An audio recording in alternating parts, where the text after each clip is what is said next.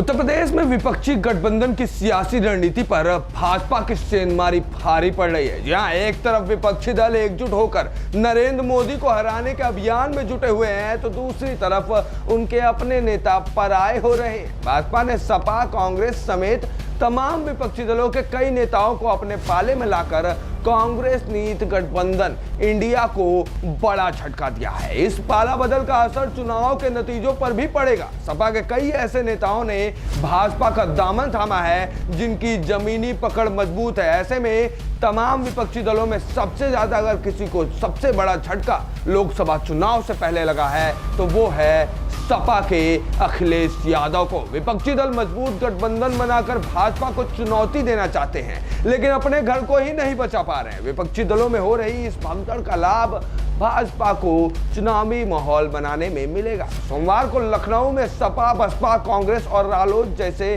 कई दिग्गज नेताओं ने भाजपा की सदस्यता ले ली है। सबसे ज्यादा झटका समाजवादी पार्टी को लगा है। उसके 11 कद्दावर नेता, जी हां, एक तो नहीं 11 कद्दावर नेताओं ने भारतीय जनता पार्टी ज्वाइन कर ली है। बसपा के 5 तथा रालोद और कांग्रेस के एक नेता ने भाजपा की सदस्यता ली।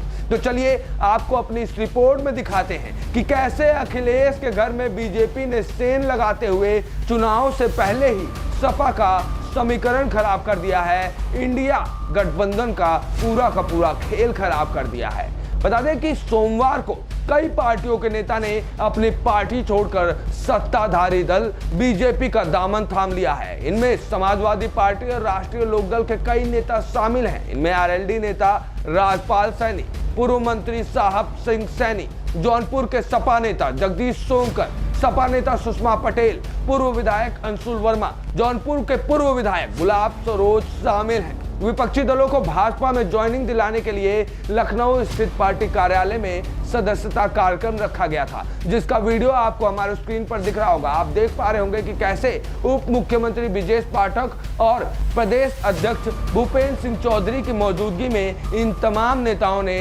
अपनी पार्टी का हाथ छोड़कर बीजेपी का दामन थाम लिया है।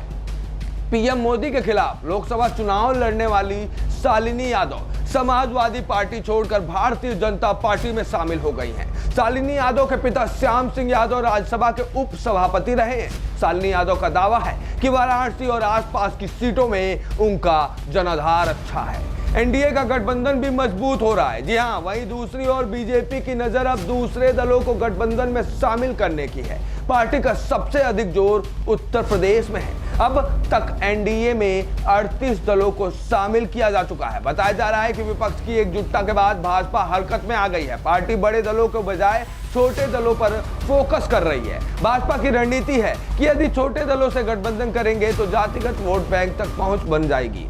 राज्य में छोटे दलों को साथ कर भारतीय जनता पार्टी हर हाल में 50% वोट शेयर के स्तर को पार करना चाहती है। उधर पूर्व राज्य मंत्री डॉक्टर धर्म सिंह सैनी ने भी बीजेपी में शामिल होने की इच्छा जाहिर की है। तो आपने देखा कि कैसे लोकसभा चुनाव से पहले ही अखिलेश यादव के साथ साथ कांग्रेस, आरजेडी जैसे तमाम दलों को एक बड़ा झटका देते हुए भारतीय जनता पार्टी ने खेल कर दिया है और मोदी को हराने चले इंडिया नाम के गठबंधन पर सेंधमारी करते हुए बीजेपी ने अब अपनी पार्टी मजबूत करनी शुरू कर दी है। अब इसका पूरा रिजल्ट क्या होगा ये तो लोकसभा चुनाव में ही पता चलेगा, लेकिन कहीं ना कहीं इस खबर के बाद ये चीज तो साफ समझ में आ गई है कि अगर सबसे ज्यादा परेशानी किसी को होगी भारतीय जनता पार्टी के इस खेल से तो वो है समाजवादी पार्टी के अखिलेश यादव, क्योंकि उन्हीं के घर में बीजेपी ने सेंध लगा दी। ये कोई पहली बार नहीं हुआ है।